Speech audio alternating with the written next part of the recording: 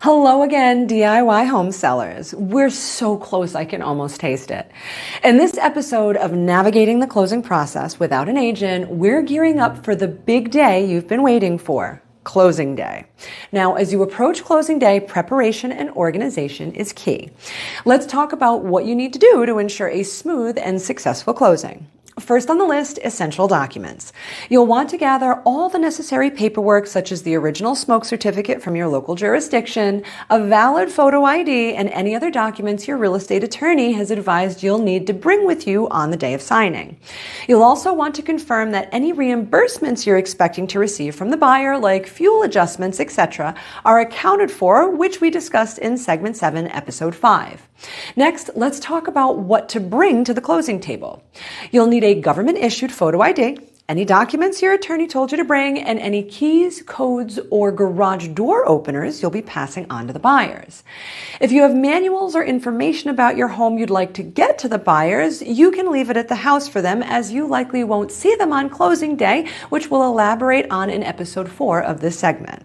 Now, before you hold closing, there typically will be what we call a final walkthrough, either the day before or the morning of your document signing.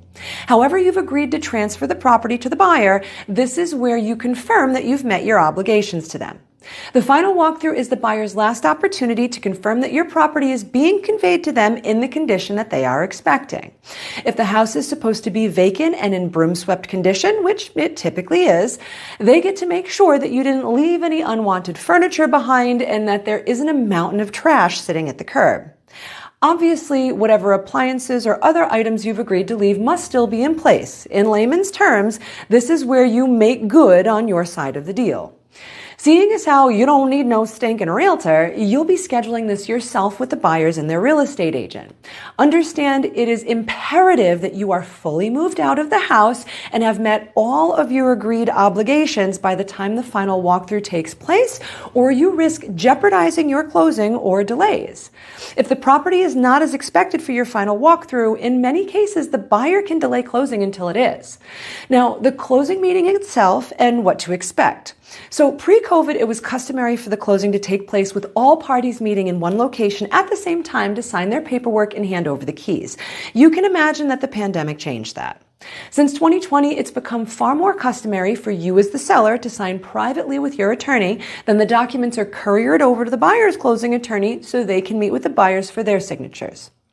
If you've done a good job every step of the way, closing day itself should be fairly uneventful for you as the seller, and you should just be waiting on confirmation from your attorney that everything's been finalized.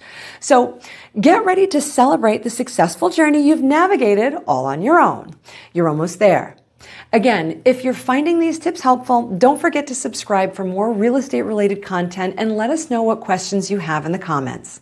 See you for Episode 4 in Expectations Through Closing Without a Real Estate Agent.